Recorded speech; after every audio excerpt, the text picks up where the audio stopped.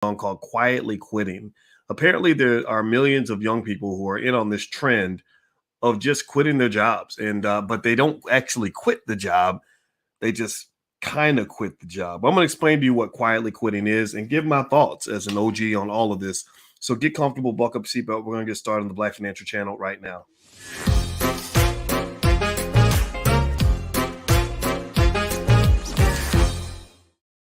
Hello, everybody. Welcome to the Black Financial Channel. That's theblackfinancialchannel.com. My name is Dr. Boyce Watkins. I'm your friendly neighborhood finance professor.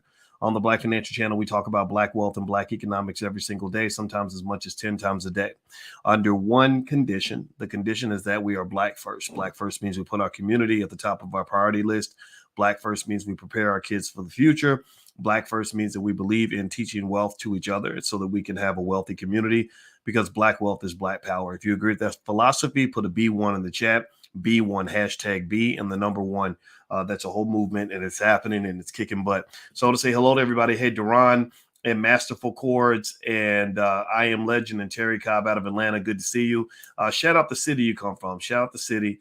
All right, so it looks like Masterful Chords already has a comment on this topic for today, and I'm going to break this down for you and kind of give you my thoughts on this. So give me so first of all, everybody, as you shout out the cities that you're from and you hit the thumbs up button, I want to ask you all this. How many of you have heard of this term? Give me a yes or no. Everybody answer. Have you heard of this term called quiet quitting? Quiet quitting. Apparently, this is a big deal. It's trending on TikTok. It's getting millions of views. Everybody's talking about it. Apparently quiet quitting. Hey, Ivy and Jack out of Pittsburgh. I see you, and Lachelle out of Wichita, Kansas. Quiet quitting is basically where apparently it's a trend amongst younger people, Generation Z. Generation Z is technically born in 1989 or later, that the Wall Street Journal has identified as this sort of phenomenon where they're quitting their job, but they're not really quitting. Like they're kind of like getting out of the rat race. They're kind of walking away from the corporate hustle, and they're doing the bare minimum to keep their job. So they're not getting fired. They're not walking away because they need the paycheck. They want the money, but they don't necessarily want the stress. And so I thought this was really interesting. I thought it was worth talking about. And it looks like it's getting millions of views on TikTok. They're sort of deciding, look, we're not going to take our job too seriously. It doesn't mean they're not taking the job seriously. It just means they're not going to take it too seriously. And it's interesting, right?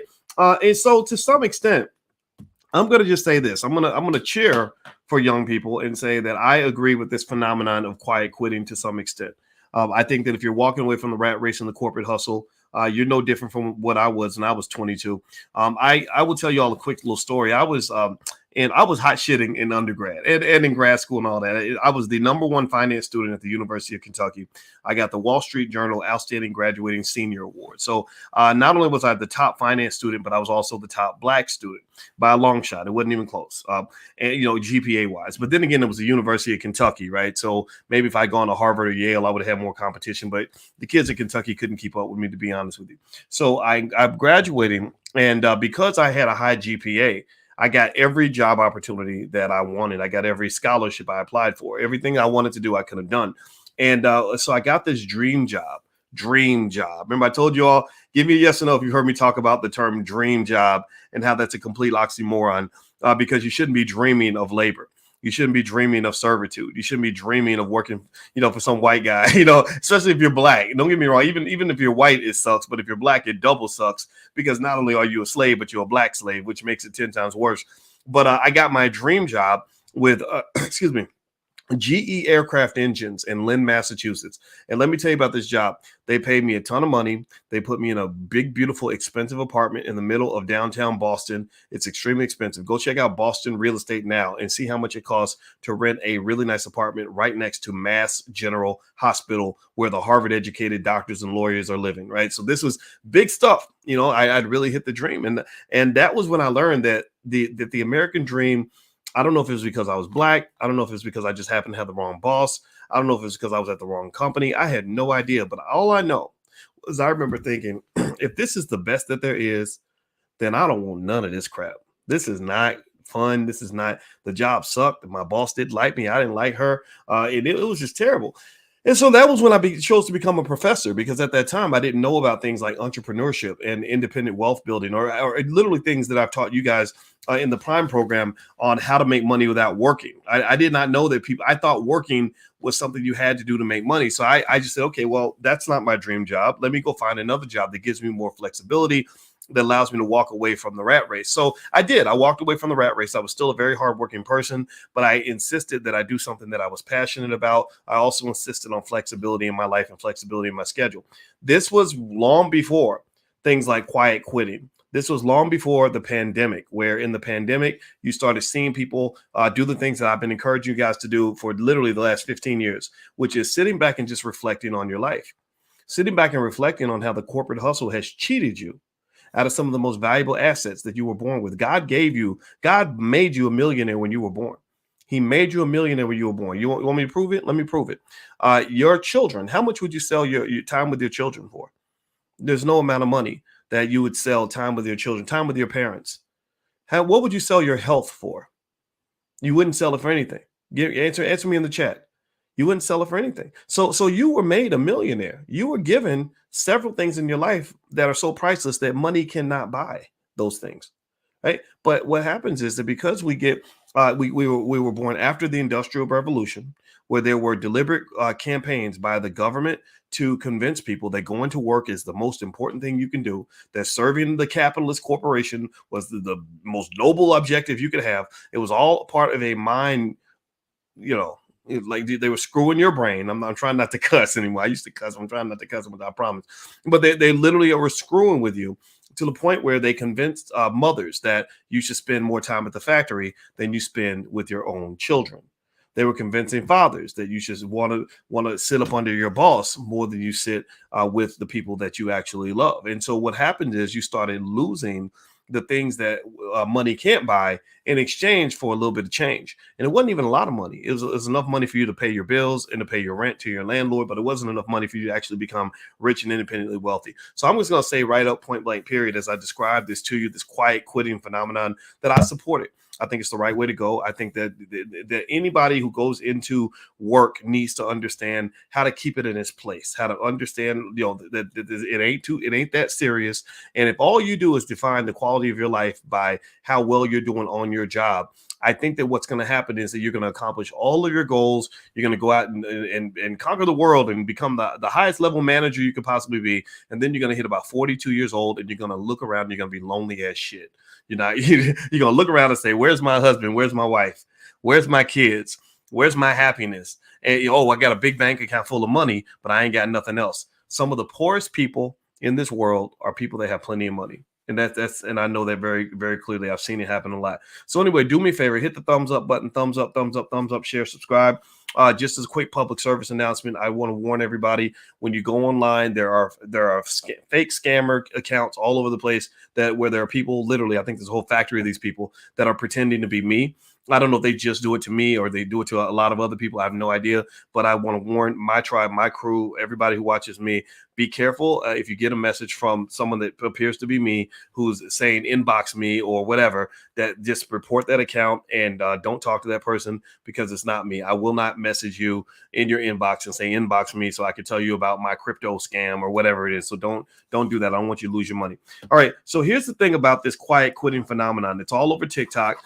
Millions of people. It's mostly a Generation Z thing, and that's kind of up to that's kind of what young people do. Young people kind of change the narrative. Young people kind of step out and sort of do things different from their parents, and that's the way it's supposed to be. It's very logical. Now, it does not mean that young people know more than their parents.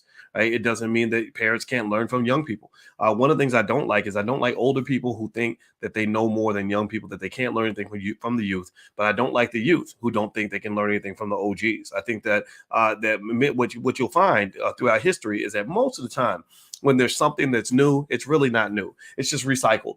It's just recycled. It just can't. It's something that your parents or your grandparents did. They just did it different. And like you think hip hop is brand new and all that. Well, no, your grandparents did. Maybe they call it the boogie woogie or the bebop or something. But when you trace the roots of hip hop, it goes back to things your parents were doing 80, 90 years ago. Grandparents, great grandparents, right? So here's what I think. Number one, I think that it's entirely logical. I don't think it makes sense to exchange your physical health in exchange for a job. I don't think it makes sense to give up your mental health for a job. I don't think it makes sense to give up your relationships for a job, because those are the things that matter. Your employer will work you into the ground. They will work you until you're dead and you will die at your desk, and then they're going to replace you within a week. So they don't love you. They don't care about you. Now, they did a Gallup poll and they found that employee engagement is typically dropping, mostly amongst Generation Z. That's 1989 or later, born 1989 or later. Also, they said that during COVID, a lot of the work-life balance kind of disappeared. So ultimately, the work-life balance of being able to walk away from the job and not think about the job went away, because you were getting on these Zooms and they were texting you and all this other stuff. So that's where you have to control your electronics and your digital stuff. Like, when I'm really trying to work, or I'm trying to vibe, or I'm trying to focus, or I'm trying to spend time with my kids, I turn off the phone. I don't respond to emails. I don't respond to Twitter. I don't respond to none of that, because you got to keep it in its place. Social media is a wonderful, powerful tool, but you got to make sure you're controlling social media, not that social media is controlling you, because those beeps and those buzzes and those dings, they're designed to addict you. There's something called Pavlov's dog. Pavlov's dog is a dog that they trained to become to start salivating every time he thought he was going to eat. And they got him to where he would salivate every time he heard a bell ring. So they train human beings like Pavlov's dog. They do not care about you, and they will take away your life and take away your joy. So don't let that happen to you. Keep that work-life balance. The other thing I would say to anybody who's sort of going through this, who's noticing this phenomenon of the quiet quitting, is you got to be careful. You got to be careful, because right now quiet quitting can kind of work because the labor market is very tight, what they call very tight, meaning that that jobs are just everywhere, and it's easy to just leave one job and go to another one. That's going to change. The labor market will not be strong forever. You will not be able to simply be the lowest kid on the totem pole or the least hardworking person on your team and keep that damn job. At some point, they're going to let people go. When the people they're going to let go are the people who don't want to come to the office, or the people who have quietly quit. Now, does that mean that you can't keep doing what you're doing? No, you just have to have a plan B. The plan B is, what is your plan to make money without going to work every day? What is your plan? Where are your multiple streams of income? Do you know how to start a business? Do you have some sort of group of people that you can work with to find a way to generate income in case you lose that job? If you don't have that, then I think you're at risk. You're at jeopardy. The paradox of capitalism in America is that we, as a country, we've come to dislike the capitalists for good reason to some extent, because the high-level capitalists, the wealthiest people in this country, they don't pay taxes like the rest of us. They run these companies where they've destroyed labor rights, and they've busted up unions and kept the minimum wage unbelievably low, and inflation's happening all the while. So it kind of sucks, right? I get all that, but at the same time, it's kind of ironic, because we can allow society to enslave us through things like student loans, to the point where you have to serve the capitalists, where you need excuse me, you need that capitalist. You might literally be a Marxist. I know Marxists, socialists, and communists who have to go work for a capitalist every day. So it's like, if you hate them so much, why do you depend on them to pay your bills? Oh, because they got you in that trap. They got you trapped. So ultimately, in the spirit of my good buddy, the Wall Street Trapper, my question for you is, how are you going to get your ass out about the trap? Because capitalism, believe me, it is a trap.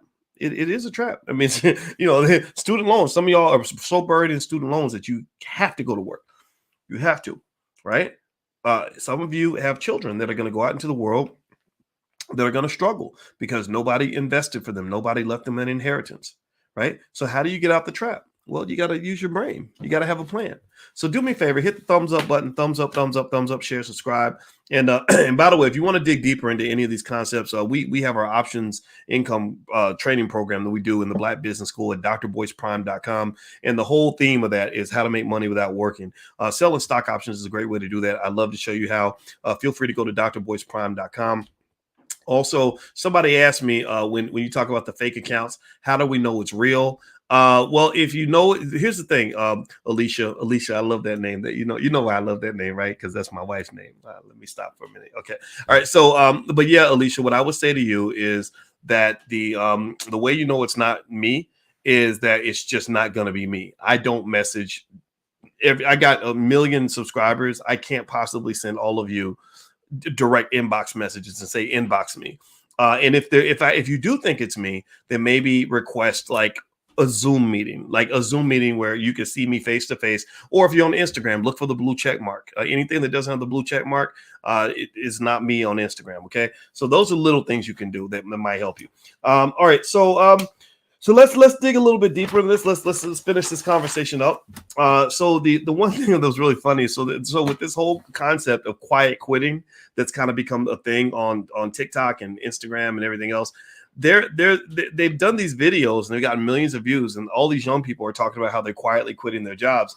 And one guy named Zaid Khan, his video, he's a 24-year-old engineer. His video got 3 million views, and I'm sitting there thinking, if you're going to quietly quit your job, meaning that you're going to do the bare minimum and you're not trying, but you're still trying to collect that paycheck, why would you announce that? You know, like, G's move in silence. Look, if you're trying to really do this revolution, if you're really trying to play this game, I wouldn't be announcing it on TikTok. I don't know. Maybe that makes me old school, but I come from a generation where you don't tell all your business to the whole world because they're going to find you and they're going to fire you. So I personally wouldn't announce that I was quietly quitting. I would just do it, you know, and then I would swear that I was working harder than everybody else and just stay on code, man. Don't go out here snitching on yourself. Don't be like these rappers, you know, these rappers that'll go out and kill somebody and then rap about it on a record.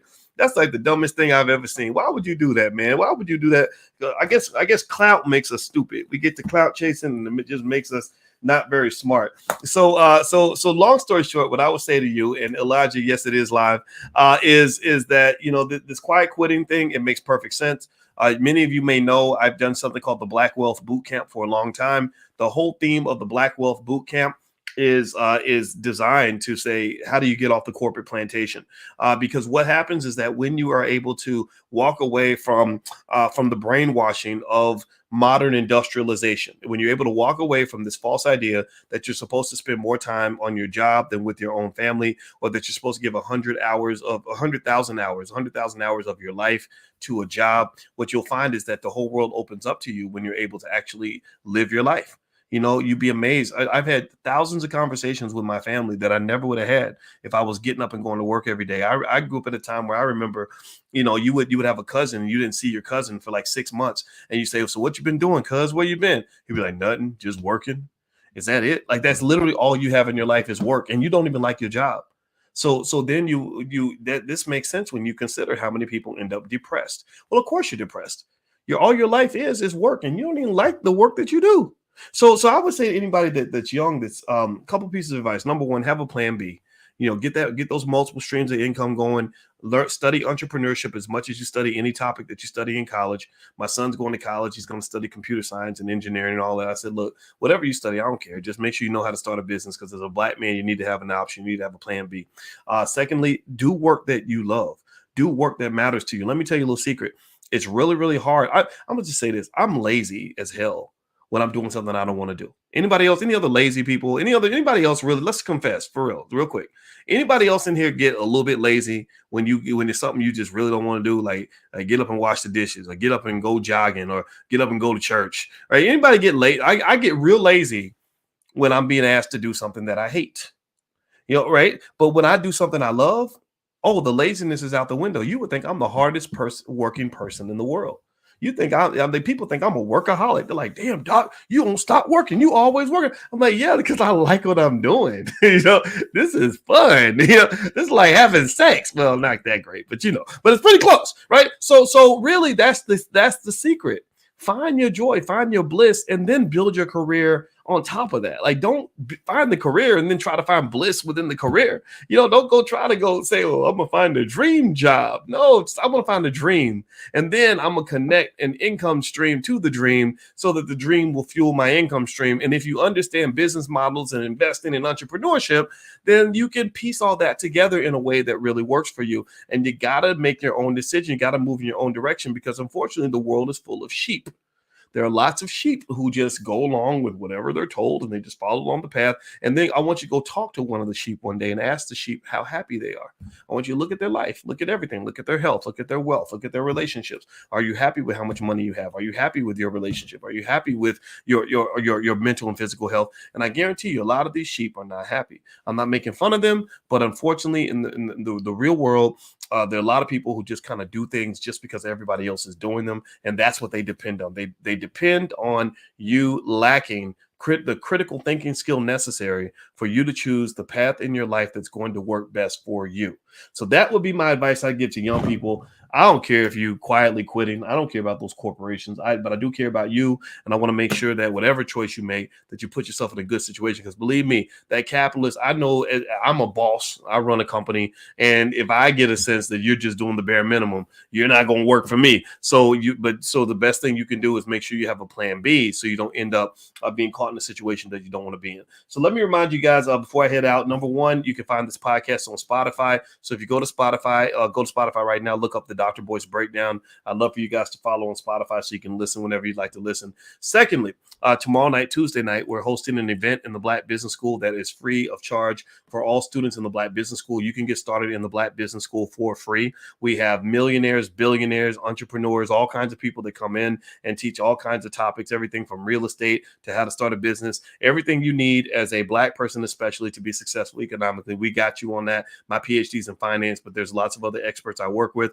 Just if you want to get on the list and get the invitation to the event tomorrow night, it's called How to Be a Millionaire with 5 minutes or less per month. How to be a millionaire with 5 minutes or less per month. That means investing 5 minutes of your time per month to become a millionaire. I can show you how to do that. So just text the word Boyce to 31996. That number's on the screen. Text Boyce to 31996. I will send you the invitation tomorrow, and you guys can join us for the event. It's going to be Tuesday night at 8 p.m. I'm going to do it one time, and everybody who gets on the text list can be invited. All right. So please have a wonderful day. God bless you. Please hit the thumbs up button on your way out. I love you. I'll see you soon, and happy investing. Talk to you later. Peace.